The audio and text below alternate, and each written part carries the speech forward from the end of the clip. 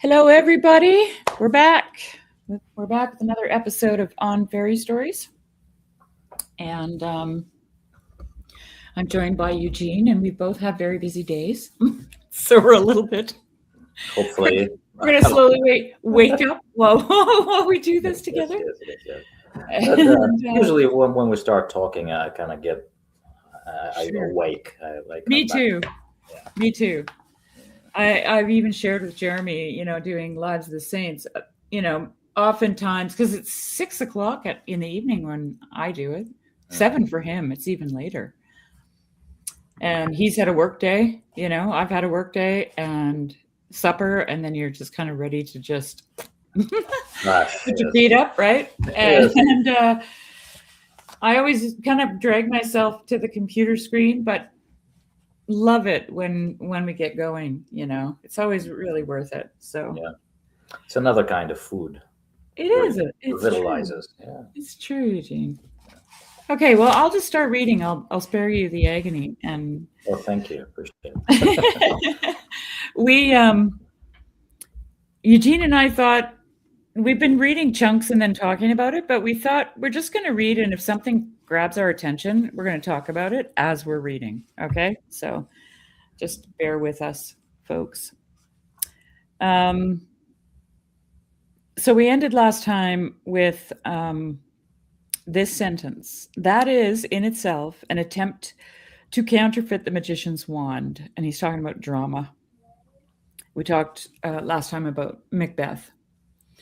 To introduce, even with mechanical success, into this quasi-magical secondary world a further fantasy or magic is to demand, as it were, an inner or tertiary world. It is a world too much. To make such a thing may not be impossible. I have never seen it done with success. But at least it cannot be claimed as the proper mode of drama, in which walking and talking people have been found to be the natural instruments of art and illusion. And just interrupt me if you want to talk about any of this, okay? Sure. For this precise reason, that the characters and even the scenes are in drama not imagined but actually beheld, drama is, even though it uses a similar material, words, verse, plot, an art fundamentally different from narrative art. Thus, if you prefer drama to literature, as many literary critics plainly do, or form your critical theories primarily from dramatic critics, or even from drama, you are apt to misunderstand pure story making and to constrain it to the limitations of stage plays. You are, for instance, likely to prefer characters, even the basest and dullest, to things. Very little about trees, as trees can be got into a play. Now, fairy and drama, those plays which, according to abundant records, the elves have often presented to men, can produce fantasy with a realism and immediacy beyond the compass of any human mechanism. As a result, their usual effect upon a man is to go beyond secondary belief. If you are present at a fairy and drama, you yourself are, or think that you are, bodily inside its secondary world. The experience may be very similar to dreaming, and has, it would seem, sometimes by men, been confounded with it. But in fairy and drama, you are in a dream that some other mind is weaving, and the knowledge of that alarming fact may slip from your grasp. To experience directly a secondary world, the potion is too strong, and you give to it primary belief, however marvelous the events. You are deluded. Whether that is the intention of the elves always or at any time is another question. They, at any rate, are not themselves deluded. This is, for them, a form of art, and distinct from wizardry or magic, properly so called. They do not live in it, though they can, perhaps, afford to spend more time at it than human artists can. The primary world, reality of elves and men, is the same, if differently valued and perceived. We need a word for this elvish craft, but all the words that have been applied to it have been blurred and confused with other things. Magic is ready to hand, and I have used it above, but I should not have done so. Magic should be reserved for the operations of the magician. Art is the human process. It produces, by the way, not its only or ultimate object, secondary belief. Art of the same sort, if more skilled and effortless, the elves can also use, or so reports seem to show. But the more potent and specially elvish craft I will, for lack of a less debatable word, call enchantment. Enchantment produces a secondary world into which both designer and spectator can enter, to the satisfaction of their senses while they are inside. But in its purity, it is artistic in desire and purpose. Can I add something? Yeah. Before I forget. Well, while you were reading this, I was kind of imagining uh, that scene from The Lord of the Rings. Um, in the book, Frodo gets saved from the Black Riders by this elvish warrior, Glorfindel. And in the movie, I mean, Peter Jackson changed it. It's Arwen who does it, who kind of carries him on Oh, yeah. horseback. But in the book, of Frodo, before fainting at the very edge of the water, magical water in the river, he kind of looks behind and sees through his failing senses. Tolkien says, I remember this phrase. Through Oh, his failing interesting. senses, he saw a huge warrior, like much bigger than Glorfindel in the physical world, right? And then he just passed out. But then later he has a conversation with Gandalf about who it was, and Gandalf explains, "Well, you saw Glorfindel as he is in the spiritual world, because those old elves who have been in Valinor, they still live in two worlds at the same time, Oh, simultaneously." But what I'm thinking about is that, well, there's so much in there, what you just said. I mean, what Tolkien, when you quoted Tolkien. Anyways, keep going. yeah. So what I'm thinking is, first of all, how different would it be if Peter Jackson actually showed or dramatized this scene before our eyes? I'm glad he didn't, Yeah. because then I can imagine it. And I can imagine it only based on my own experience of seeing through people. Like sometimes I look at a person and I see their physical form and their physical shape, and hear their physical words, whatever they say, and at a certain point, something happens, and my imagination goes on, Right. and I see what something beyond the visible. Like I see how they are in the spiritual realm. I see what they are. I see who they are. Hmm. Sort of like you hear their name, secret name spoken at that moment, even without words. You just know that you're seeing something that's communicates to you, the truth about who they are, and that is the function of imagination. And it doesn't happen for a lot of the heroes in the movie. Like uh, when you compare Arwen in the movies and Arwen in the books, I mean, they sort of overlap sometimes, but generally, Arwen is not a warrior in the books. She's the in and she is the source of inspiration Right. for Aragorn. Yeah. Because without her, he wouldn't have the motivation to do all these heroic feats and exploits, and become the king. And why? But it's because she is this elven even star of her people, that he, in her eyes, she sees the Luthien of old, and even the light of the two trees, or whatever. uh, but in the movies, she is kind of reduced to a sort of like a Yeah. kind of in between. She's still encouraging Aragorn to be himself, but she is also like an able-bodied warrior, so to say. Right. So anyway, what did you want to say? No, I'm just listening. I think that's interesting. I had a few thoughts while you were talking. Um, so he's talking about this dreaming thing, and you mentioned in the Tolkien story how just before Frodo goes unconscious, he sees something. So he's obviously in a state that is somewhere between consciousness and unconsciousness, right? And but I think that we have that state even when we're awake in our peripheral vision, right? Yeah.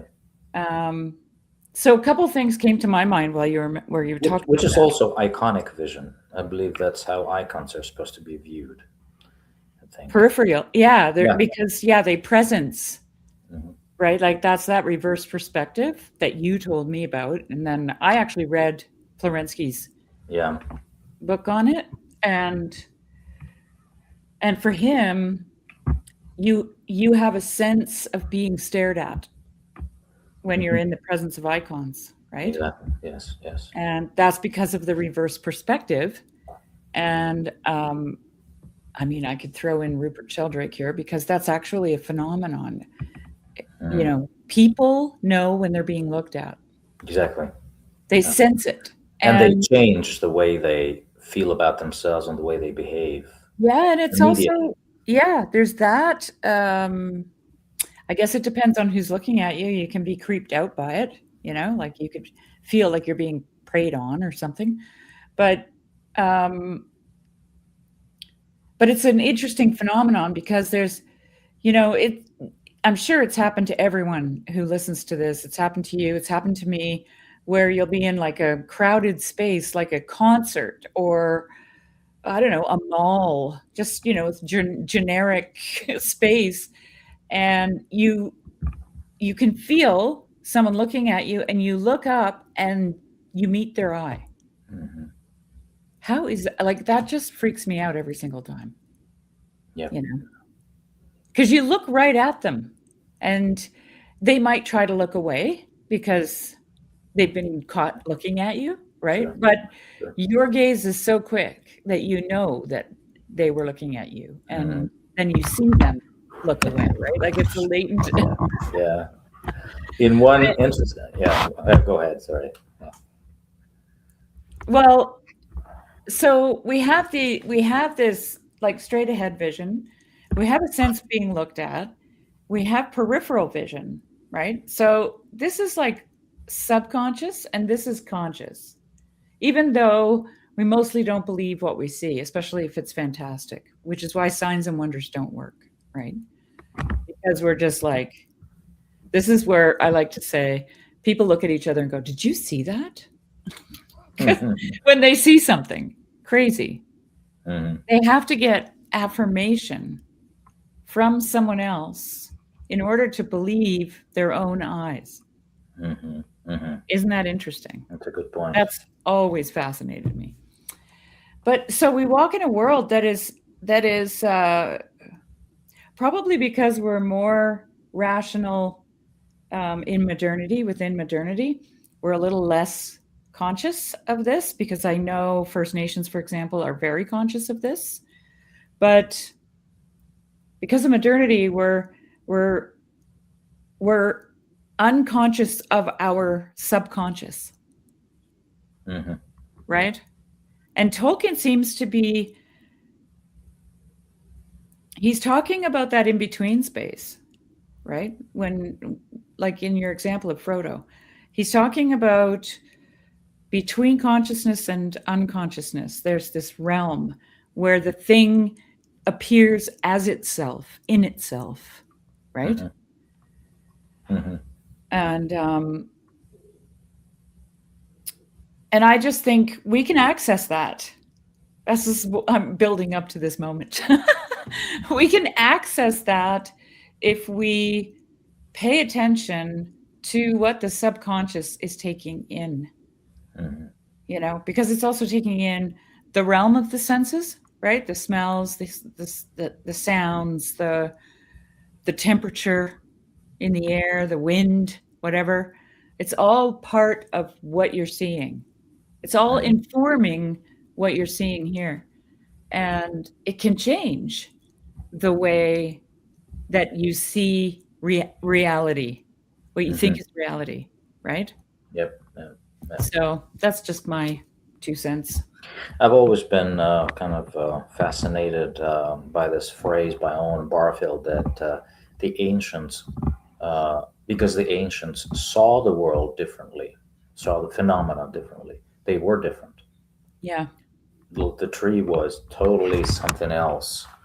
The river was like leafy Yeah. or sticks or whatever, in the old days. For us, it's H2O. It's basically, you know, chemical elements. Yeah. So H2O. it is a different thing. It's totally different, you know. Mm-hmm. Um, so yeah, but back to the gazes. When somebody looks at you or gazes at you. I remember one Soviet movie about based on the Snow Queen, Anderson's tale. Uh, they kind of changed the plot somewhat, but there are a few funny moments. It's like mix between comedy and drama. But Yeah. one thing that the Snow Queen comes to this boy. I don't know what you call him in English. It's Kai in Russian. Anyway, and he says, I want to take you over to my castle, up north. And he says, how? I mean, we don't have any like vehicle or plane or Mm-hmm. anything. How? That's like modern thinking. And she goes like, don't you know anything? Just look at me. And he looks at her eyes and he says, look, now catch my gaze. And so Right. they're transported immediately. Right. And I remember as a child, I was like, oh, okay. That really happens, that really happens. And depending on the gaze, you're transported immediately, Right. and if everything is an icon and everything is looking at me, Mm-hmm. then first of all, I can choose whose gaze I'm going to catch, Yes. and then I'll be transported. So, Mm-hmm. and anyway, just a passing thought. You know, I have my icon corner right beside my bed, on the side of the bed that I get up on every morning and go to bed on. And I put it there on purpose because if I had it somewhere else in my house, I could just ignore it. I don't have to go in that room. I don't have to walk past it. But if it's there beside my bed, first of all, I feel like I'm being watched over. Mhm. And secondly, I can't just ignore it. And if I'm having like a busy morning and I jump out of bed and something's happening and I run and go, I always feel like I've been rude because I Okay. didn't say good morning. I Uh, didn't acknowledge those who are because of that reverse perspective, because the sense of presence is so real in the icon. yeah, yeah, Insane. Like it really feels like they're there yep. for me, right? For me, Mhm. with me and for me. So, yeah, that gaze is pretty intense. Yeah, because they're all gazing, eh? Yes, yes, yes. They're all gazing. Shall I continue on or do it? Yes. Okay. Yeah. I have to find where I was here. Okay, we call a less debatable word they call enchantment. The art of the elves is called enchantment. Oh, here. Okay. Enchantment produces a secondary world into which both designer and spectator can enter to the satisfaction of their senses while they are inside. But in its purity, it is artistic in desire and purpose. Magic produces or pretends to produce an alteration in the primary world. It does not matter by whom it is said to be practiced, fey or mortal. It remains distinct from the other two. It is not an art, but a technique. Its desire is power in this world, domination of things and wills. Well, that is Mm. that is a very very interesting point. I'm So just, yeah, I'm yeah, just I wonder if what he means here kind of directly relates to this whole discussion about drama versus imagination, because drama has in itself, it doesn't have to be like that, but it has this kind of a feel of a technique, and when you see uh, like something is portrayed with lights or with like light, or using whatever technique that they do. It's almost like they want you to dominate your will. They want you to see something, and they use certain external means like techniques or whatever to make you see it. And Tolkien seems to be saying it's not art. Yeah. In the art proper, there should be something in the drama itself that is not as domineering, but rather inviting, to the extent that some people will see it and some won't. Right. Just an idea. Yeah. No, that's good. Yeah, it's hidden, right? Mhm. Which I would then dare to say that it's the feminine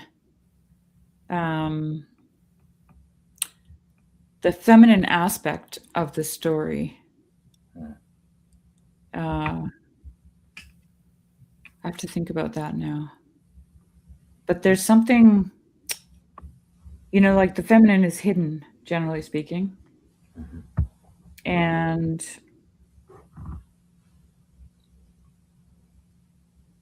it has the beauty, which I'm not saying it's not about male and female or anything like that.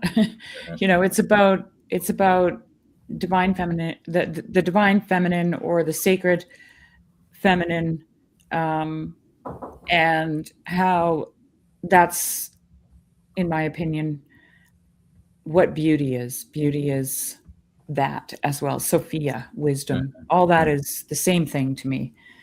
And even in the book of Job, in the wisdom poem in the middle of the book, God says that you can't see it from the air. The animals can't find its trail. The eagle doesn't see it. Man digs up treasures from the earth and he can't find it, right? So it's not something that is obvious, it's hidden. And this is what he calls wisdom in the book of Job. God is calling it that. Soloviev would have called it Sophia. Yeah, for sure. Dayev, right? Bulgakov, Florensky. And I think Tolkien would agree with that, to be honest. And what is interesting, even in the book of Proverbs, when Sophia, Proverbs book, chapter 8, where wisdom is personified, right? And then what she does is she calls, and that's a very feminine thing, and it's invitation. Come and see. Yeah. And then you'll become wise. So that's kind of more in the realm of enchantment versus in the realm of domination. There's more art than technique. Right. Beauty is enchanting, right? Yeah. And there's a few comments here. Let me just highlight because everybody's talking. That's so nice. What does it say here? Ron is saying liminal spaces of mind when we were talking about that subconscious and conscious. He says, good stuff. Tommy Rushing, thanks for being here. Feminine is correct. Beauty, that is a good trail to follow to find Christ. Yeah, exactly. Yeah, wisdom is, well, even in the Hebrew, Ron, chokhmah is a feminine word, so, which is wisdom, I believe. Or actually, now I'm doubting myself.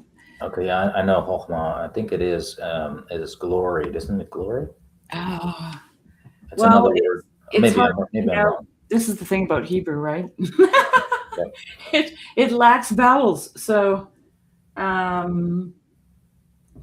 me just see here. I'm just Googling. Sorry, guys. Let's see. Yeah, it says wisdom. Primary word is chokhmah. Chokhmah. Mm-hmm. Yeah. So, yeah. And, just to toss in a little, conundrum or something to think about is the spirit of God is also feminine, Yeah, ruach. Yeah, and Shekinah. Shekinah. Yes. Yeah, yeah. So anyway, that's what I was thinking when you were talking about that enchantment. And of course, a lot of people get caught up in you know the other side of the coin of beauty or enchantment, that it could be deceptive, right? Mm-hmm. And all that is true because for every yes, there is a no. Mm-hmm. Florensky says yes and no are inseparable, Mm-hmm. right? So for every yes, there's a no, right? So there's a, and then there's a really great thing that Teilhard de Chardin wrote called The Eternal Feminine. And in there, it's written in her voice. It's a poem, very long poem. And in it, at one point, she says, if it hadn't been for Christ, man would have put me in the camp of evil forever. Mm-hmm. I love that line because you really wonder then where the deception lies. Is it the fault of beauty, wisdom, Sophia, the feminine, you know, or is it just a lack of discernment on the part of the beholder? Yeah, yeah. Well, I think George MacDonald kind of deals with that in Fantastis. Oh, Because tell remember me. that when Anatus was really deceived by that ghost that took the form of the White Lady, I understand the Right. mother, and then it kind of turned around and it was hollow on the inside. So that whole thing, I mean, kind of imagery, um, kind of communicates that. Again, don't be deceived by appearances, basically, Right, right. because yeah, beauty is such a interesting thing that I mean, it requires discernment, not just sometimes, but always. Well, and if you said that it was hollow inside, Yeah, well, you know what that screams to me? It has no substance, exactly. right? No, it actually has no personhood. Hmm. So real beauty has personhood, I would say, Hmm. you know, something like that. I'm just throwing out these crazy statements. Please don't quote me in. I won't. Okay. Um, to the elvish craft, enchantment, fantasy aspires. And when it is successful of all forms of human art, most nearly approaches. At the heart of many man made stories of the elves lies, open or concealed, pure or alloyed, the desire for a living, realized subcreative art, which, however much it may outwardly resemble it, is inwardly wholly different from the greed for self centered power, which is the mark of the mere magician. Oh, so that's the difference between true fantasy and fancy, right? Would you say Hmm. the Hmm. the greed for self-centered power? Yep. Of this desire, the elves, in their better but still perilous part, are largely made. And it is from them that we may learn what is the central desire and aspiration of human fantasy, even if the elves are all the more, insofar as they are, only a product of fantasy itself. So elves are not, in his opinion, self centered. They're not greedy for power, right? Yep. Yeah. How would you see that translated in Lord of the Rings? Yeah. That's very. Yeah. It's been on my mind. Like take Galadriel. She is like all of the elves like are immortal. So they've been created and they've ever existed ever since. Mhm. And Galadriel was kind of special in some ways because they all beheld the light of the two trees. Basically, those kind of lamp. First, there were two lamps that lit the whole whole Arda, but then those were destroyed by Melkor, and then two trees appeared. One signifying the sun, and the other signifying the moon. But it wasn't just just light; it was spiritual light. Right. And so Galadriel, I don't know how, but the light of it says in Silmarillion that the light of the tree that represented the sun was caught in her hair, like in a mesh, as in a mesh, and that pretty much remained throughout her whole life. So she was the bearer, light bearer, in that sense. So as I look through her whole development in Silmarillion and then the Lord of the Rings, I kind of see how that light sort of enlightens her, and then and she's also very representative of the whole realm that she built.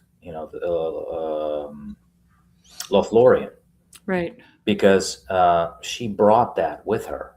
Yeah, it's actually portrayed as being like having this light in it, Yeah, right? Lothlorien. right. Mysterious light, light of mystery, Yeah. and Rivendell as well, because they're all related. So what we see there in the Elvish kingdom is that they are still so connected with those two trees in Valinor, because they beheld all those Right. trees. Right. And that they actually, those two trees also represent the music, the great music that was sung by Ilúvatar, at the beginning of days. Mm. And so what their desire is basically is to love all that and catch all that, capture all that, and then channel it in whatever they do. And so it's like, if you take their technology, for instance, like their super light boats.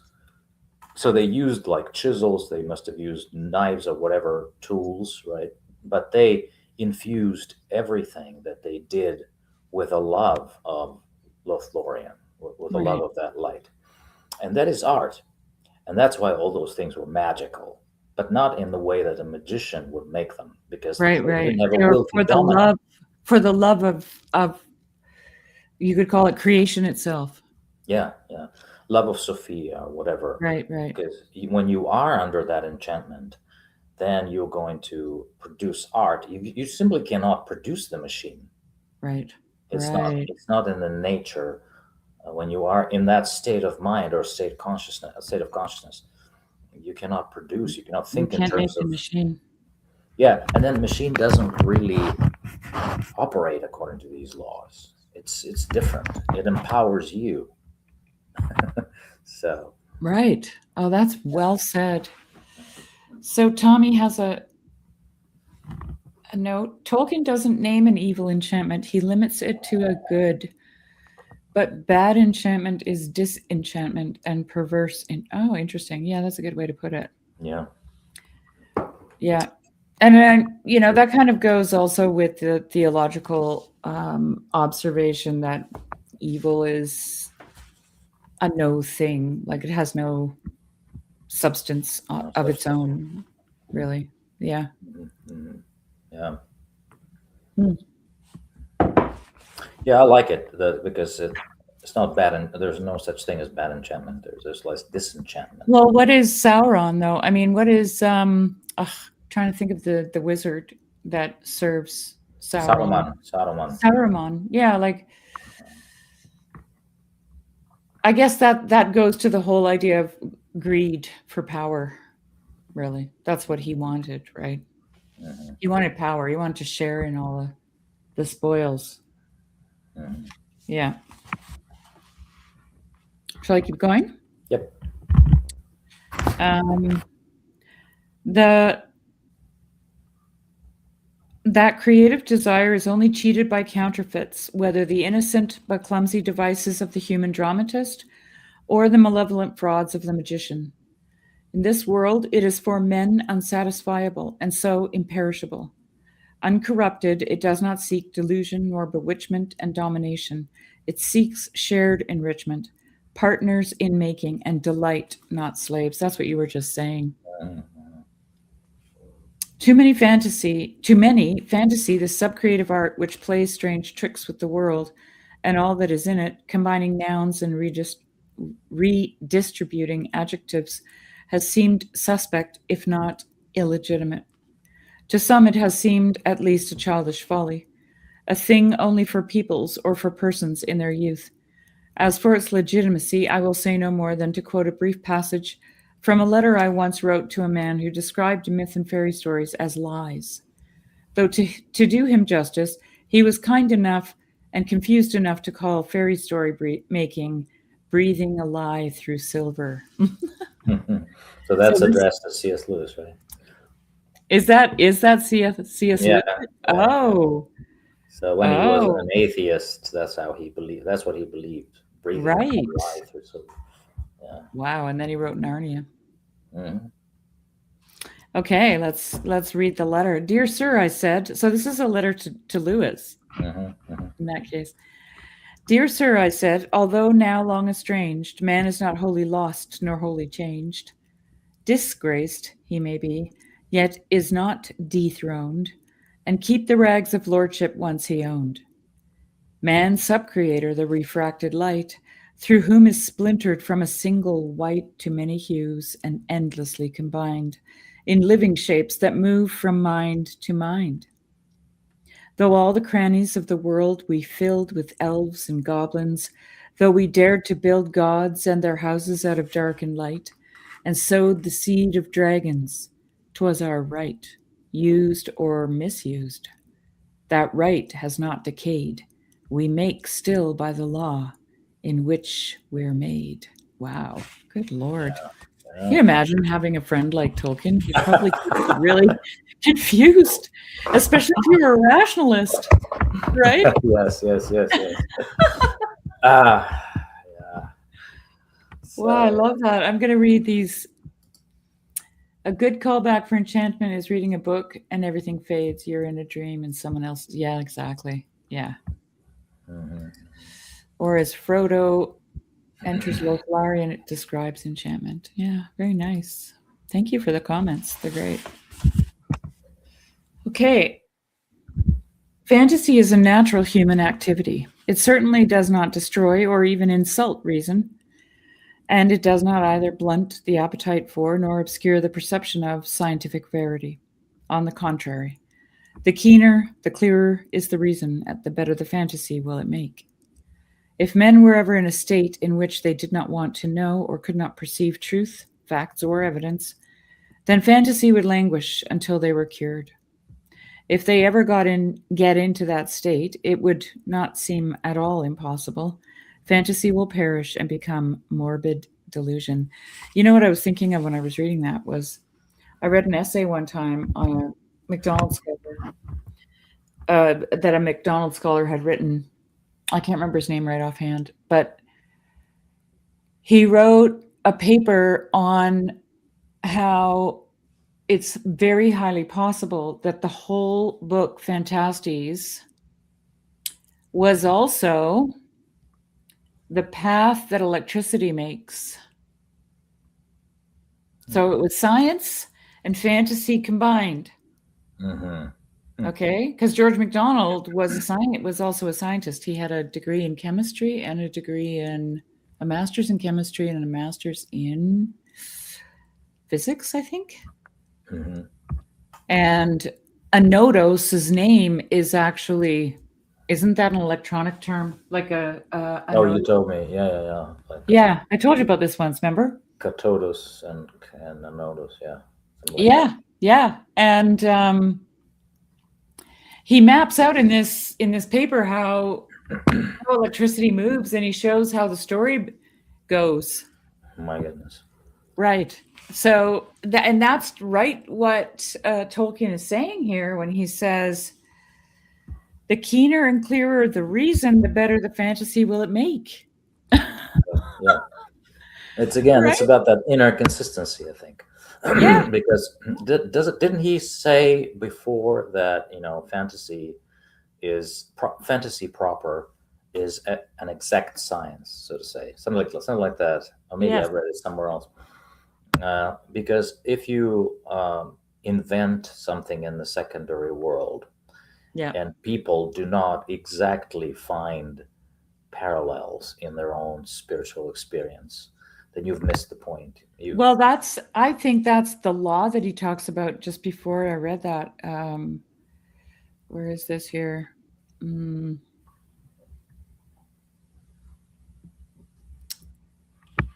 anyway, um, he did talk about it. I can't search the word because I'm actually reading the book here. So, but um, it has to obey the laws. And it's so funny reading this because I can hear echoes of George MacDonald's fantastic imagination essay and the imagination, its function and culture.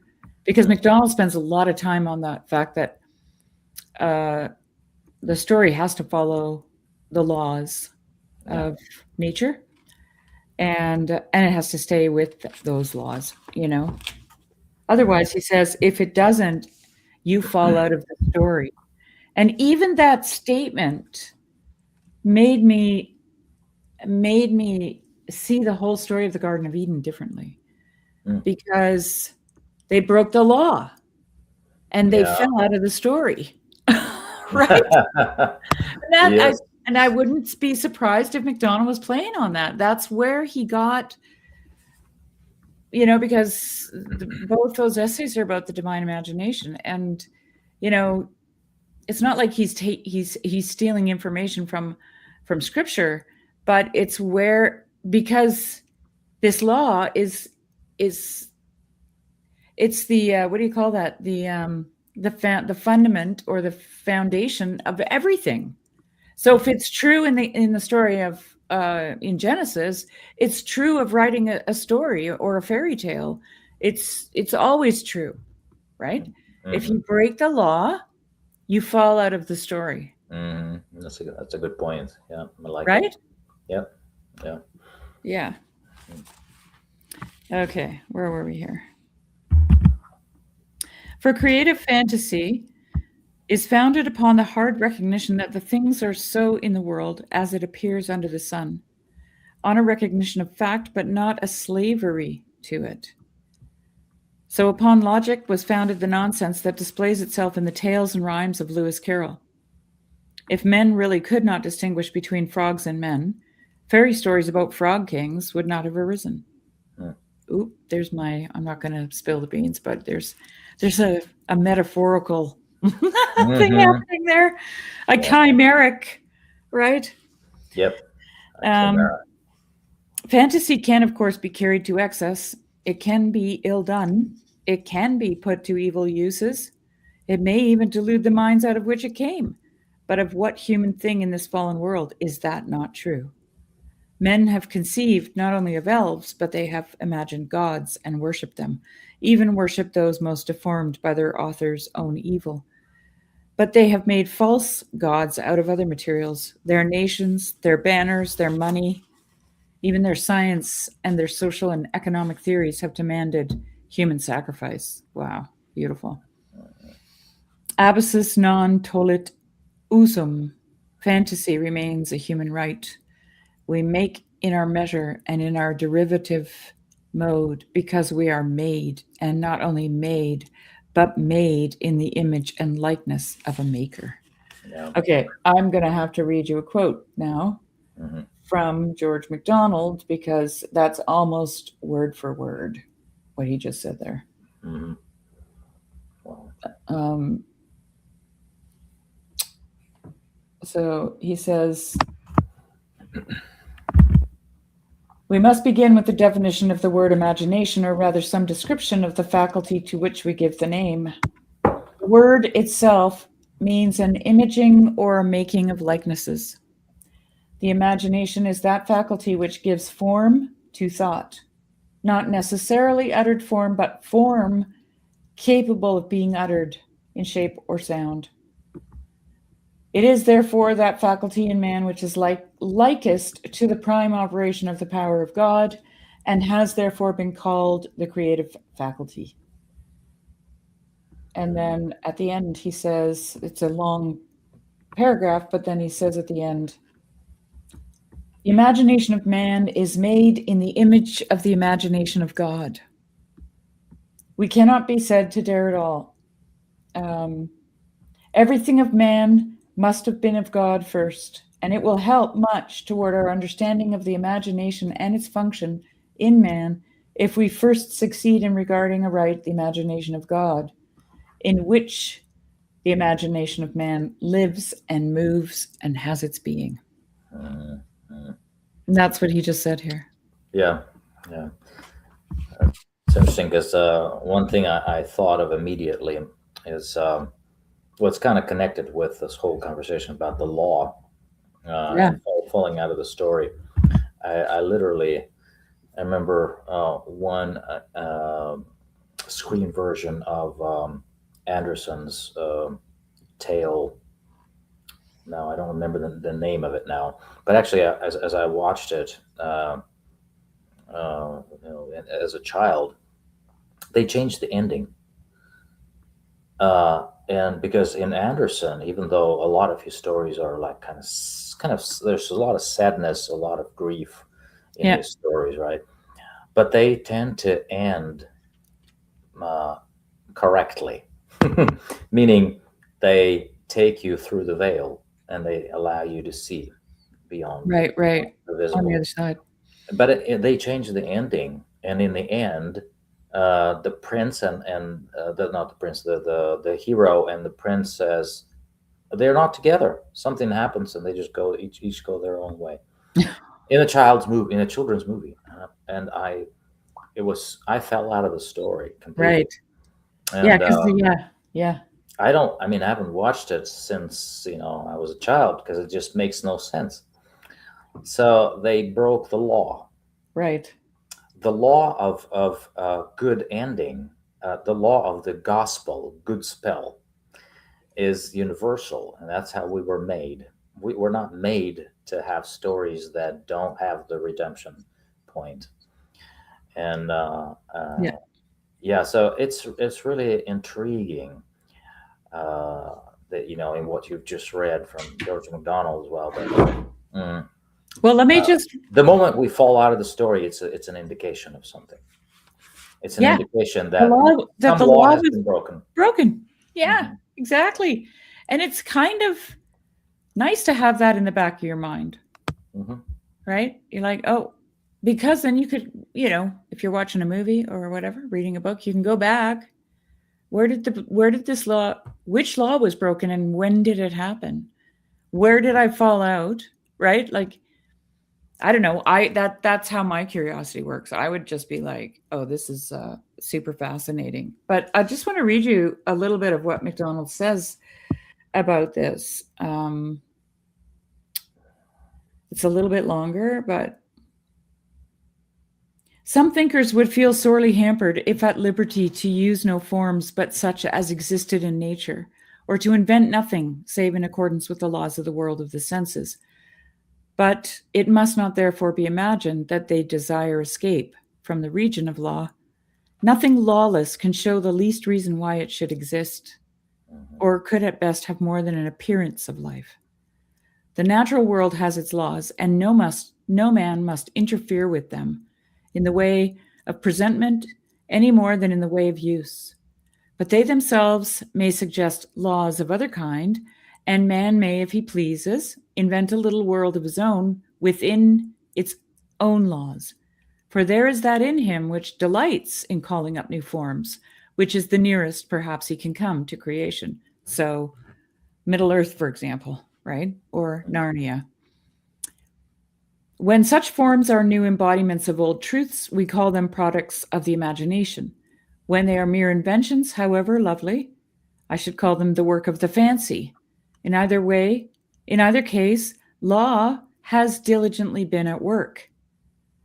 So this man's world once invented, the highest law that comes next into play is that there shall be harmony between the laws by which the new world has begun to exist. And in the process of his creation, the inventor must hold by those laws. The moment he forgets one of them, he makes the story by its own postulates incredible. or incredible, like Incredible, yeah. to be able to live in a moment in an imagined world, we must see the laws of its existence obeyed. Those broken, we fall out of it. Hmm. The imagination in us, whose exercise is essential to the most temporary submission to the imagination of another, immediately, with the disappearance of capital L law, ceases to act. Would not the tale, however lovely, sink once to the level of the burlesque? Of all forms of literature, the least worthy? A man's inventions may be stupid or clever, but if he does not hold by the laws of them, or if he makes one law jar with another law, he contradicts himself as an inventor. He is no artist. He does not rightly consort his instruments, or he tunes them in different keys. The mind of man is the product of live capital L law. It thinks by small l law. It dwells in the midst of law, small l. It gathers from law its growth with law. Therefore, can it alone work to any result? Inharmonious, unconsorting ideas will come to a man, but if he tries to use one of these, his work will grow dull and he will drop it from mere lack of interest. Hmm. Capital L law is the soil in which alone beauty will grow. Beauty is the only stuff in which truth can be clothed. And you may, if you will, call imagination the tailor that cuts her garments to fit her, and fancy his journeyman that puts the pieces of them together, or perhaps at most embroiders their buttonholes. Obeying law, the maker works like his creator. Not obeying law, he is such a fool as heaps a pile of stones and calls it a church. Yeah, this is great. Isn't that great? Yeah. Where's this from? It's from the imagination, the Fantastic Imagination by George MacDonald. Hmm. I'll send it to you. Yeah, sure. Yeah. Yeah, so yeah, he's like opposing, drawing a distinction between something fancy that invents and fantasy that, I mean, what word does he use? I forgot. So it's not an invention. It's not a technique. It's Yeah. I Well, forgot. it's just Imagines, I guess, imagination. And yeah, I law. was also thinking about like Cinderella, for instance. It couldn't have been otherwise. Meaning, all of the details of the story are supposed to be that way. Right. I mean, she should not be able to stay later than 12 Yeah. at the castle, because that's exactly the law, like Chesterton says. I mean, it's magic. That's how it works. Yeah, and And like and I love how McDonald says otherwise when you break the law, it drops it down to the level of burlesque. And that's kind of the feeling you get. It's crass, it's one-dimensional, it's grasping at, lower desires, let's say, something like that. mhm, It which is why I don't watch anything on television anymore. Like it just feels like it's all been dropped down to that level of the burlesque. Like it's some kind of voyeuristic enterprise where people can. I tried watching something yesterday and I'm describing it. And there was such unnecessary violence in it. And it wasn't like a good story like Pulp Fiction, which I think is a great story, even though it had unnecessary violence. Somehow there was a law there that didn't get broken. You know what I mean? mhm, mhm. But this was just a series on television. It wasn't anything, no great directors, but it seemed like much too gratuitous. You know what I mean? Mhm. It just it dropped it down to that level of just the burlesque where you go to gawk and stare at the fat lady in the circus. You know what I Yeah, mean? yeah, Like totally. it's just awful. Yeah. So we're 5 minutes out, and we're at the let's leave it here because we're starting that new section: recovery, escape, and consolation. Hmm. What do you think? Yeah, that's great. That's great. I had another thought. I'm trying to remember what it Oh was yeah, before sorry. we close. Yeah, I think the last paragraph that we read, that there are abuses, of course, Yeah, but even abuses have to obey the laws. Do you know what I mean? Like, yeah, for instance, he talks about people inventing gods and worshiping them.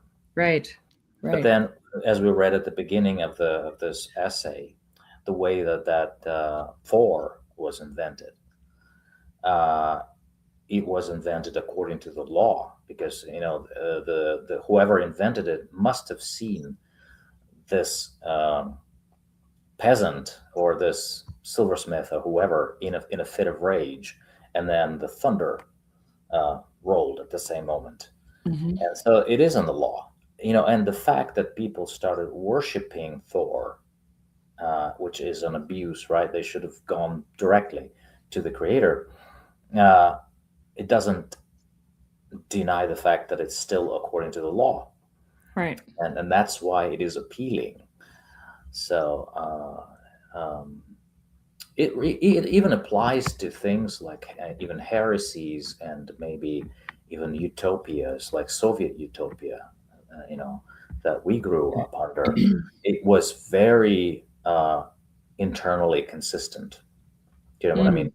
It was idolatrous and abuse, but when you were inside it, and you were kind of listening and absorbing that ideology, it didn't feel like it's falsehood, like brotherhood, for When you instance. were inside of it. Yeah, yeah. Yeah. Like, there's nothing wrong about people loving each other, helping each other, and Right. Right. having a good government and things like that. Of course, it turned out completely messy, and completely wrong, as history has shown so many Hmm. times. But I think the power of that utopian story, Utopia, is in the fact that it was done according to the laws. They didn't break the laws, um, except one, I guess. Except one, that they. But then it's everywhere. I mean, even like in paganism, when people worship like Thor or somebody else, they sort of go within the logic of the story, within the laws of nature. But then at a certain point, they just stop and turn this into the ultimate reality, Mm. and that's where the whole thing falls apart. Because you can't worship an image. You know. You know, I just ordered a book by this guy, G. Ronald Murphy. He translated the Helliand, which is Oh, yeah. the Saxon Gospel, Mhm. and it's I can't remember the. It's taking a long time to get to me. I'm a little bit worried at the moment, but hopefully it comes. J. Ronald Murphy, and it was kind of expensive, but I was afraid it might go out of print. Um, so I ordered it because it's about the tree of Yggdrasil, and which is the Nordic tree of life, basically. Mhm. Um, Come on, let's go. Where is it here? Tree of Salvation, Yggdrasil and the Cross in the North. I really want to read it because I watched an interview that he did recently, and on a Danish guy's podcast, because he's all about like the Nordic sagas and the mythology, and he's a Christian guy, has the podcast, and they were talking about the correlations between the Nordic myth and the gospel, Mhm. right? So, I mean, we all know the story of how Odin hung on a tree, right? He hung on a tree, and Odin wasn't a god. Like the Nordic gods were men. Mm-hmm. They were mortal, right? Mm-hmm. And um, and they did have an all father. Like they had a top of the hierarchy. They called him all father, right? I think So, that's where Tolkien got the name of Iluvatar, because yeah, it's like of all father, basically, right. father of Yes. all. Yes, and he loved Nordic myth. Yep. Okay. So, anyway, I'm just really pumped about this because like when you were talking about Thor and idolatry and stuff, I'm just throwing it out there, and people might call me a heretic, but I'm really wondering a lot about, because we superimpose our modern rationale onto these pagans, right? But they didn't really have any trouble converting to Christianity Mm-hmm. Mm-hmm. because the stories matched up Yeah. Yeah. completely. And so the question I have to ask myself is, how does that happen? Mm-hmm. Right?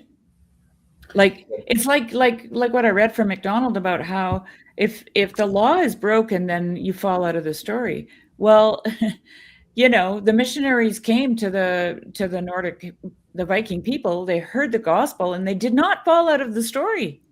Eugene. Mm-hmm. Mm-hmm. Yeah, I know what you mean. Yeah. Uh, yeah, that's what happened with the Slavic tribes as well. When those two guys came, the Greek guys, Saint Cyril and Saint Yeah. Methodius, they Methodius. were able to integrate the gospel so well with pagan religions. And, Yeah, because it's kind of like the same story being told. and it's just like in the book of Acts when Peter comes to the house of this Roman Cornelius, Yeah. who it says he was basically honoring God, but where did he learn about him? I mean, what Yeah. what, what kind of religion is that? Or Paul going to in the middle of Areopagus, whatever this place is called, Yeah. and said that I've been walking around your holy places and I've seen this altar to the unknown God. So that's the one I'm talking about. You already know him, but I'm going to just tell you a little more about Exactly. That's always kind of been my North Star when it comes to these things. Is that that. moment where Paul's like, hey, this guy, I know him. I can fill in the blanks for you guys. You got a lot of unknowns. I can fill that in for you. Yeah, Right. yeah, yeah. And, like we look at people who, what we would call worshipped gods, right?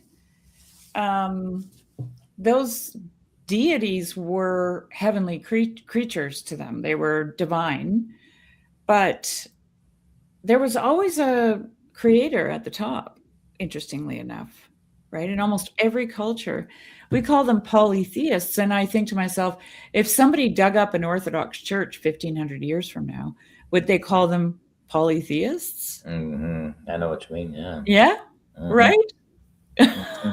So I don't know. I don't know. Just some things to think about. Because here's the thing. I think God he loves his creatures so much. He loves the world so much that he would tell that story over and over and over again. And I might even go as far to say as that might be the law. Hmm. That might be the law, right? That we keep in our storytelling, in our own personal lives, which is a story, that we can't fall out of it. Otherwise, it doesn't make sense anymore. We fall out of paradise, right? Hmm. We fall into hell. We go down, as this is the mythic move, Hmm. Yep. So I think it was Margaret Barker, who's, contested, but I like reading people who are contested.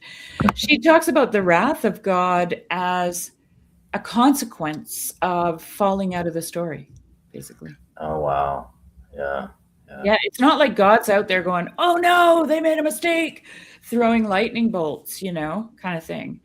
No, it's you're on this very delicate web, and if you fall, like, and it's God that holds you up, right? Like you're walking on, well, His Mhm. law, like McDonald says, and then you fall somewhere through that, um, and you're it's the consequence of that. Like you're kind of in this metaxu, this in between liminal space of good and evil, right? Or wrath and whatever else. So yeah, lots to Mhm. think about. Yeah, I like the whole idea of filling in the gaps. I mean, because every good story does that, I believe, in so many ways. Like, for Mm, instance, why would Christians love The Lord of the Rings, for instance? Uh, don't, I mean, can't they read the gospel and then just see the same thing? Of course they can, but the story needs to be told again and again in a fresh mhm, way, even though it's the old story. And I also find it interesting that back in the Orthodox culture, there are clearly, like, you can see walking in the Orthodox Church, you can see two kinds of people, maybe, or two kinds of perceptions of what's going on. One is very ritualistic. You can mhm, almost sense it hanging in the air, mhm. that some people will look at those saints and then take them for gods, Yeah, basically. But they yeah. will worship, I mean, they will say we're just honoring the Mhm. icon, but you can see that they are going to this icon to get something, like to get Yeah, blessed, to get yeah, something, yeah. just like in Luther's Power time. move, power move. A That is. power move, yeah, some transactional thing that needs. And then there's also another uh, type of perception of what's going on. It's like, oh my goodness, these are doors through which we enter. Right. And then it fills the gaps. When Mhm. you're able to open that door, suddenly you're like, okay, uh, I know what, because of the hair, my hair stands up because Yeah, I feel it, you know yeah, yeah. And this is, I think, why Jesus says over and over again, "He who has eyes to see and ears to hear." hmm Right? Because we started talking about that, right? That in between the conscious and the subconscious, right? What we're looking at, but how big is our peripheral, or how exercised? And I don't mean that in a, as in like exercising demons, but actually exercising your peripheral vision, right? I always go back to the story of how my sister was telling me how the elders, Chilcotin elders, where she lives, they're First Nations, they went up onto this range of mountains to show the young people how to dig up a plant that they used to harvest. They just didn't want the tradition to be lost. And so they call it potato. It's just a tuberous wild plant, but they used to dig them up and eat them. And so the elders met the young people on this mountain range. They flew the elders up with helicopters, and the kids had to ride up on horses. And anyway, and the elders were showing the kids, these are the plants. This is how far down you dig, blah, blah, blah, blah, identify all that kind of thing. So the kids are busy at work digging up, and the elders are kind of moving around. And they would come up to the kids and say, look around. And the kid would be like, they'd be like, no, no, not like that. Look around. And the kid was totally confused. How do I look around when I'm digging a potato? That's the task. mm Because you know, they had for centuries been digging these potatoes and had to keep an eye out for predators, mm right? A bear or a cougar or a wolf or, some other tribe or whatever the case might be. So they exercised their peripheral, and the elders were trying to teach these kids who probably have like ADD by now because they're in front of their screens all the time. They have an attention deficit, right? Um, that you can focus on the thing in front, and you can also exercise this peripheral vision at the same time. mm And I was talking to a friend about this recently, and I said, moms do this all the time. they keep an eye out or an ear out for the Mhm. kids while they're doing something else, Mhm. right? But anyways, yeah, I don't remember why I mentioned that, but it's all. Oh, there was another thing about what we started with. George MacDonald talks about in, I think it's in Fantasties. There's a little verse at the beginning of one of the chapters, and I kept it because I just loved it. It's about this river tree, something like that. Just gotta find it. Here. Man doth. So this is and I found out later, Eugene, that this guy Henry Sutton, who wrote this poem, gave it to George MacDonald as a gift. And George MacDonald put it at the beginning of the chapter where a Nodos is going out and he starts to see shapes that he thinks are human like. But when he looks straight at them, it's just a rock, a tree, or a bush. Yeah. Okay. So this is the poem. Man doth usurp all space, stares thee in rock, bush, river in the face. Never thine eyes behold a tree. 'Tis no sea thou seest in the sea. 'Tis but a disguised humanity. To avoid thy fellow, vain thy plan. All that interests a man is man. And the cool thing about that chapter is that a Notice discovers that if he looks straight at something, it goes away. The vision, the peripheral vision of the shape of a human being, which is personhood. So he's seeing creation as a person, but if you look straight at it, it becomes just a tree, just a rock, just a, Yeah. This is beautiful. Yeah. Right. And then Tarkovsky, because Jeremy was telling me this in our last Lives of the Saints, has, I guess, a movie called The Stalker, which I haven't seen. Yeah. But there's this, do you know it? Sure. Okay, so Jeremy told me this scene where they're trying to get to the spaceship and they can see it. And this guide is taking them there. And one of the guys wants to just go straight towards it. And he said, no, you can't do that, because if you go straight to it, you'll never get there. Yeah, exactly. It's that same sentiment that George MacDonald is talking about in Fantasties.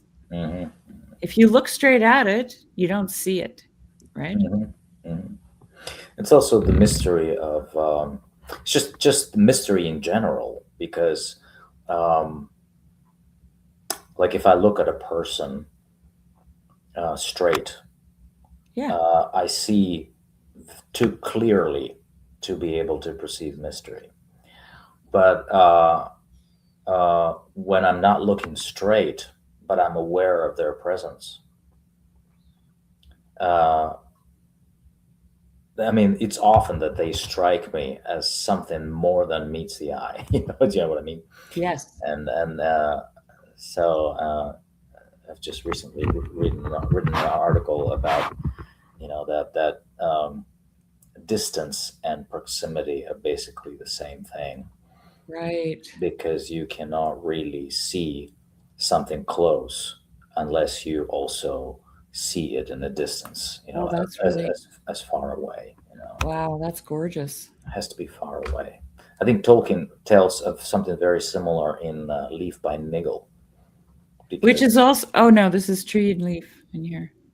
Yeah, Leaf by Niggle is his only allegory that he wrote. It's a very short I gotta read it. Yes. Yeah, I haven't read that one either. I read Lord of the Rings before the movies were made, like years and years before. I think I would love to read them again. And I wanted to just tell you this. I listened to a podcast called The Rest is History with Tom Holland and Dominic Sandberg. They're two English historians. Tom Holland wrote Dominion. I don't know if you're familiar. I think I know him. Yeah, I think I know him. And they talk about. So I listened to the playlist 1066, and it's like the last age of the great Viking named Harold Hardrada. you know, and they're mostly drawing from the historical, what do you call it, telling of these moments from either the Nordic sagas or the Anglo-Saxon Chronicle, because it's all happening in England, kind of thing, right? Mm. It's what forces England to become a country, actually. Mm. And Dominic Sandberg kept referring to Tolkien and saying, you know, he believed that Tolkien was describing this scene from the Anglo-Saxon Chronicles Mm. or this scene from the Nordic sagas. Right. And I thought, oh, that's really fascinating. So you might be interested in watching that Yeah, playlist. can you send me a link? I'll send you a link. Yeah. Mm. And yeah, it's just, anyway, just a little trivia. But I thought that was really interesting because it makes sense.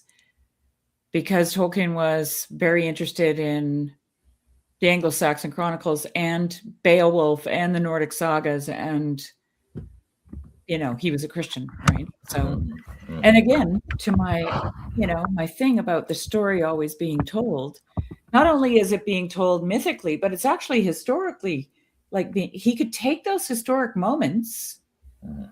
and he could turn them into myth that is always true, right? Because you don't fall out of the story because it obeys the law.